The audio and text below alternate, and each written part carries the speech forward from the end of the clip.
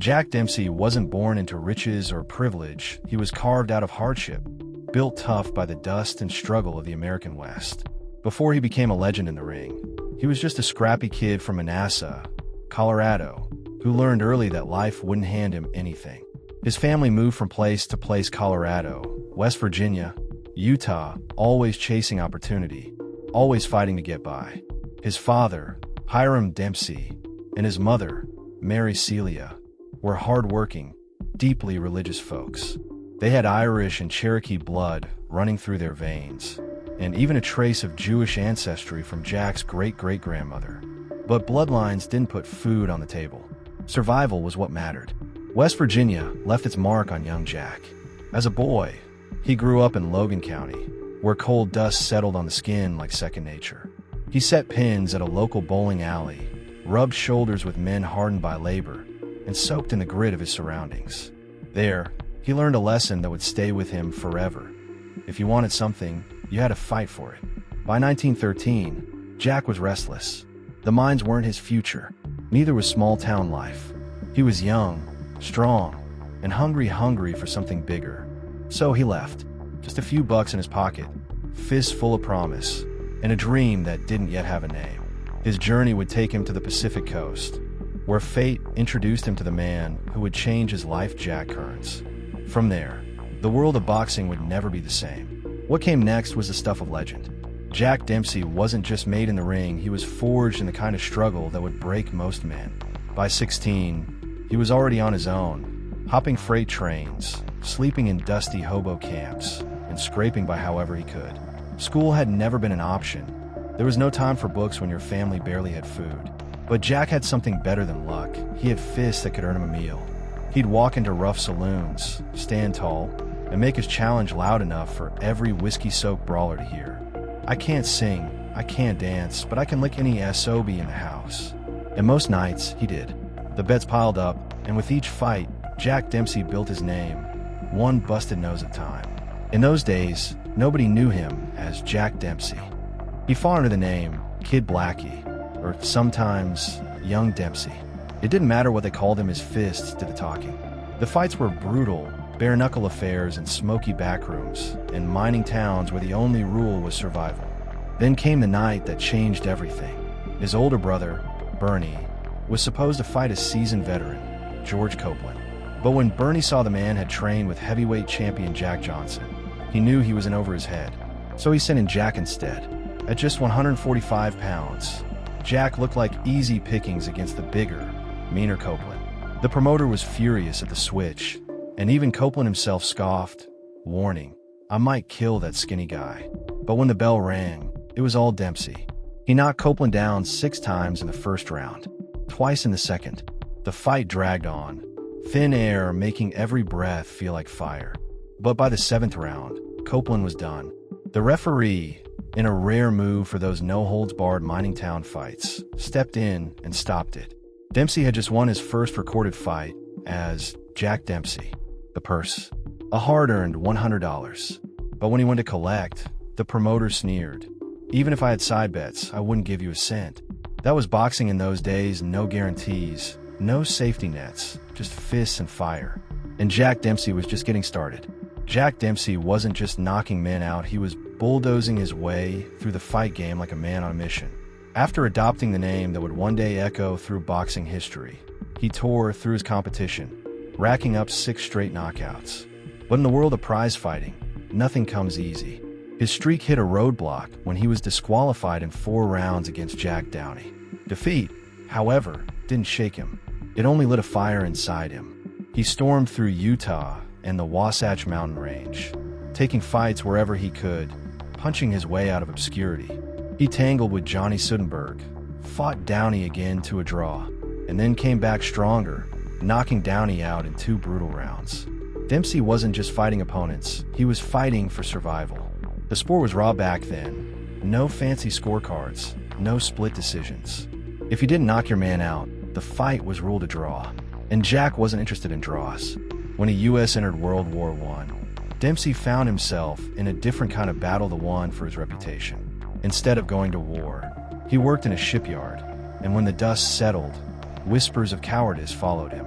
It didn't matter that he had registered for the draft or that hardship had exempted him due to a dependent wife.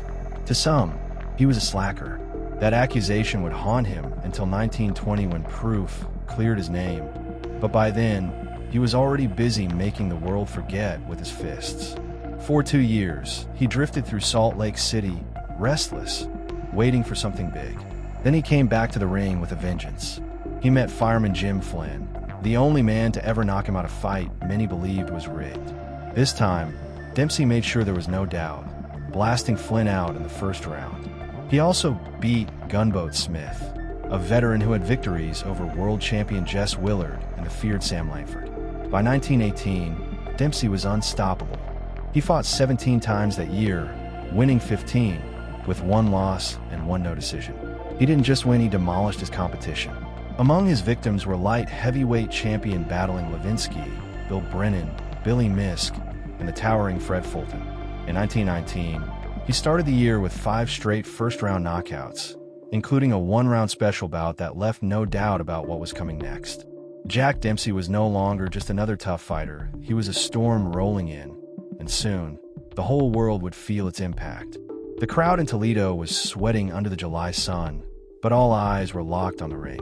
The moment had come. Jack Dempsey, the relentless young brawler, was about to face the towering Jess Willard, the reigning heavyweight champion. Some called Willard unbeatable. He was a giant, 6 feet 6 inches and 245 pounds of muscle and grit. Dempsey, nearly 60 pounds lighter, was a shark circling its prey. And sharks don't fear size. Legendary lightweight champion Benny Leonard had a feeling about this one.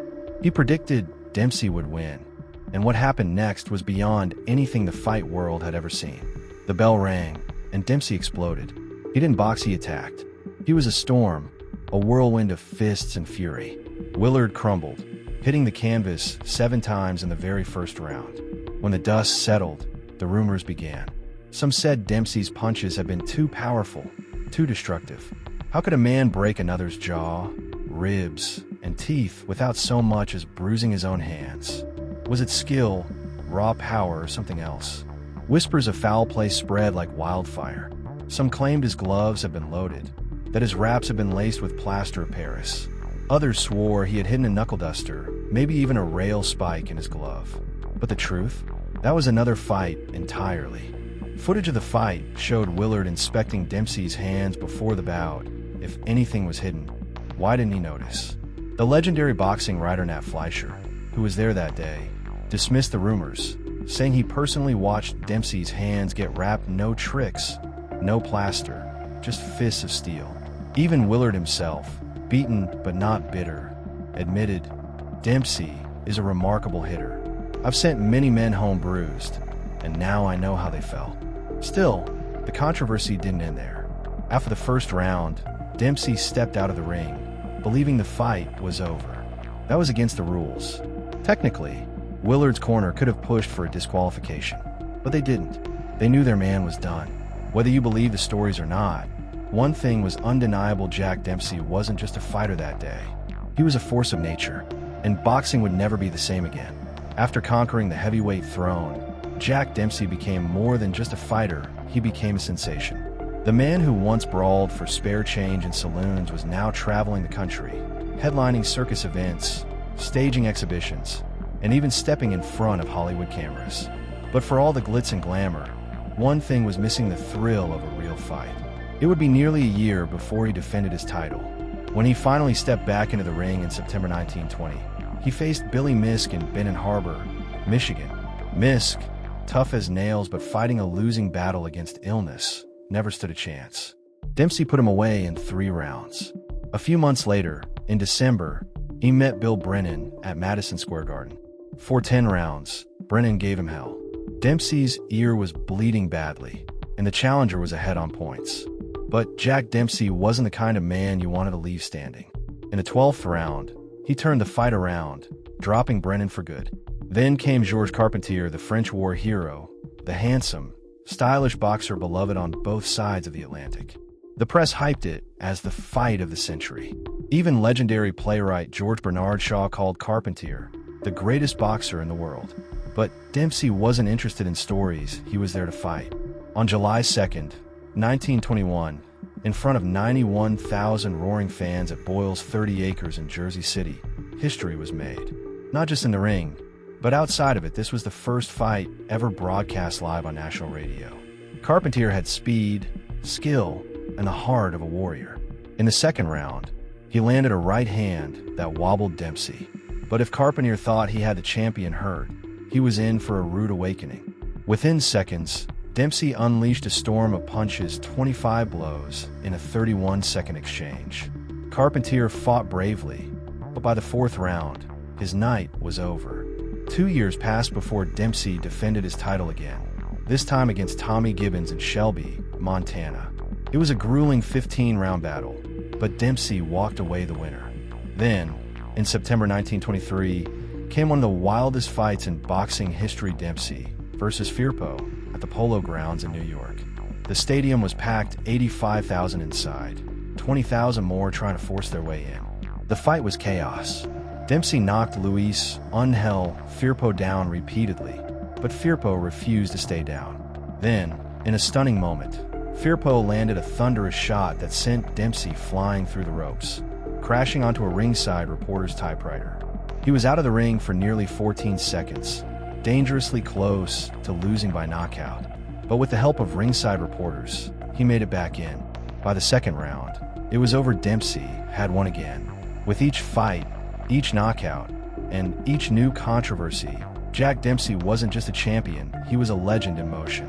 His fights, endorsements, and movie appearances made him one of the richest athletes in the world, even landing him on the cover of Time magazine.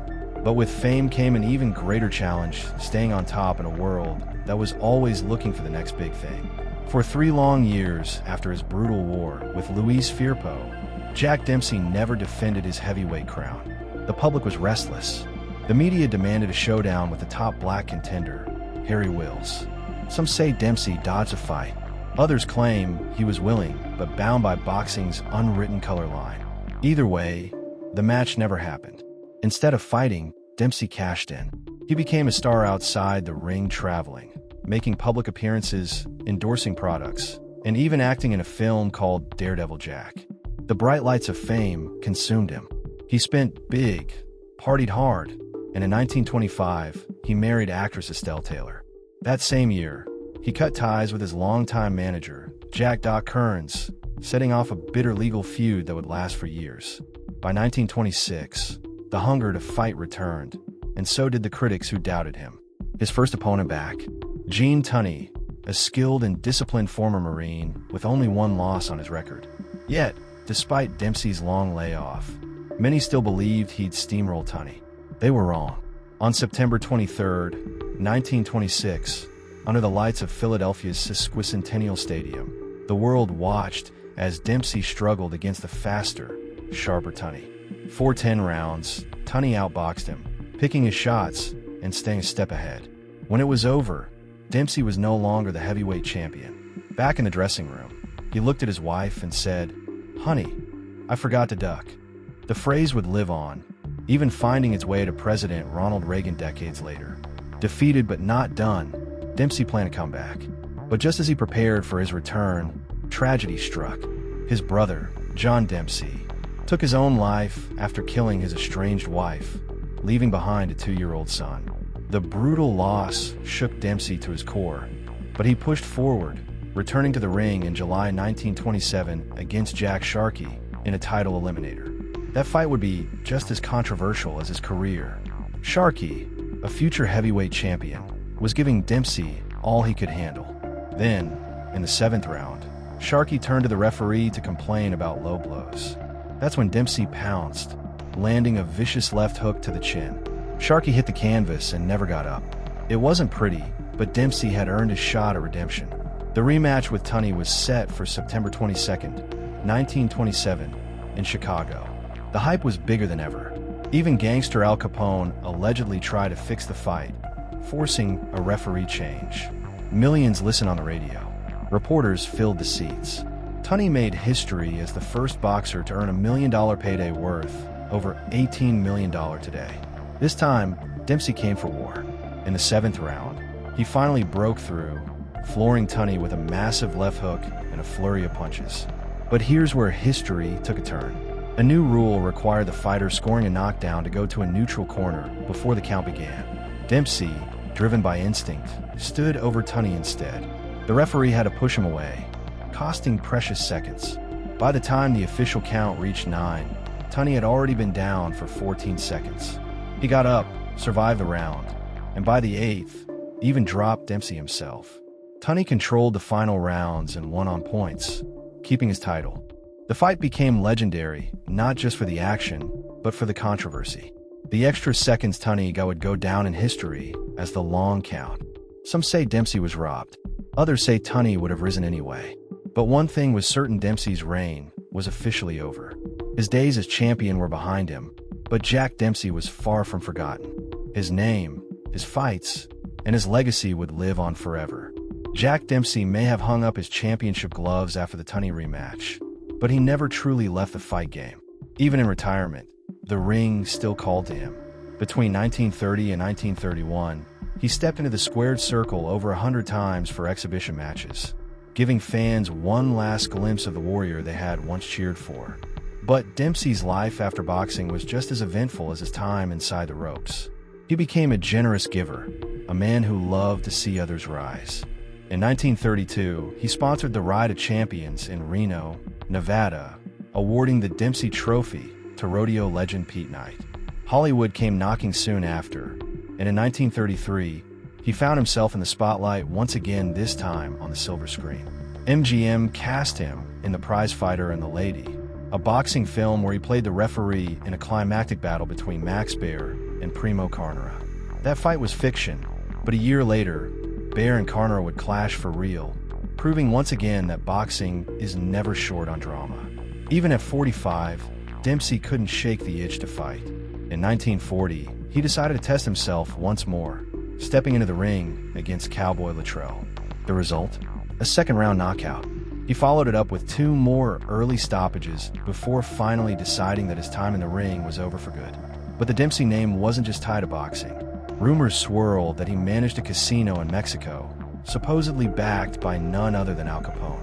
The Riviera del Pacifico in Ensenada attracted Hollywood's biggest stars, from Errol Flynn to Rita Hayworth, adding to Dempsey's larger-than-life legacy.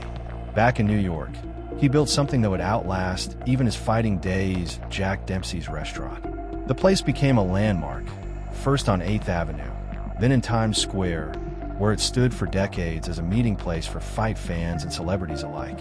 His personal life, much like his career, was full of twists and turns. For marriages, each with its own chapter. His most famous union was with Broadway singer Hannah Williams, with whom he had 2 children before their divorce in 1943. His final wife, Deanna Piatelli, stayed by his side until the very end, and together, they adopted a daughter who would later tell his story to the world. And just when people thought they had Jack Dempsey figured out, he did something that silenced any lingering critics of his World War I record. When World War II broke out, he didn't just sit back, he served. First with the New York State Guard, then as a commissioned officer in the Coast Guard Reserve. He trained soldiers, boosted morale, and even found himself aboard ships heading into battle zones. In 1945, he was on the attack transport USS Arthur Middleton during the invasion of Okinawa, standing alongside the men who were fighting for something bigger than themselves. By the time he was honorably discharged in 1952, Jack Dempsey had proven that he was more than just a fighter. He was a survivor, a showman, a soldier, and above all, a legend whose impact stretched far beyond the boxing ring. Even after stepping away from the boxing ring, Jack Dempsey wasn't done with the world of combat. He found a new stage, professional wrestling, where his name alone was enough to draw crowds. But he wasn't just a spectator. He was right in the action as a special guest referee, and sometimes he got a little too involved. His first time officiating was in Dallas on January 9th, 1931. When wrestler Billy Edwards turned his fury on him, Dempsey did what he knew best: he threw a punch. That single shot decided the match, handing Jim O'Dowd the victory. That wouldn't be the last time Dempsey's fists made an impact. Years later, in 1950, he officiated a match between the flamboyant Nature Boy Buddy Rogers and world champion Lou Thesz. Rogers found himself trapped in the ropes, and Dempsey's 10 count ended the fight in Theth's favor. Later that year, when former boxing champion Primo Carnera bent the rules one too many times, Dempsey reminded him of the power behind his old fists, 2 quick punches before Chief Don Eagle sealed the win. His final referee appearance came in 1958, when, at 63, he took an unexpected hit to the back of the head. The crowd held its breath, worried the legendary fighter had been seriously hurt, but Dempsey shook it off. He was built to take a punch, even in his later years. Outside the ring, Dempsey's influence stretched far and wide. In 1950, he shared his knowledge in championship fighting, explosive punching, and aggressive defense, a book that broke down the secrets behind his legendary knockout power. It wasn't just about brute strength. He taught fighters how to use speed, weight, and positioning to create devastating force. His legacy was cemented in the boxing world. He was among the first inductees into the Ring Magazine's Hall of Fame in 1954 and later enshrined in the International Boxing Hall of Fame in 1990. Utah honored him in 1970, and in 2011, he was posthumously recognized by the Irish American Hall of Fame. Even as he grew older, Dempsey's fighting spirit never faded. In 1971, he shared a story that sounded almost too good to be true. 2 muggers tried to jump him at night. Big mistake. Dempsey, even as an aging legend, knocked them both out cold and walked away unscathed. In 1977, he worked with his daughter Barbara Lynn to publish his autobiography, Dempsey, giving fans an inside look at the man behind the gloves. PBS later described his fighting style as relentless, a whirlwind of bobbing, weaving, and unrelenting fury that changed the sport forever. His aggressive tactics even led to the introduction of the neutral corner rule, ensuring down fighters had a fair chance to get back up. Jack Dempsey was more than a champion, he was a force of nature. Even outside the ring, he never backed down. He lived a life full of grit, excitement, and unforgettable moments. On May 31st, 1983, at 87 years old, the legendary warrior finally took his last breath, passing away in New York City. He was laid to rest in Southampton's cemetery, leaving behind a legacy that will never be forgotten.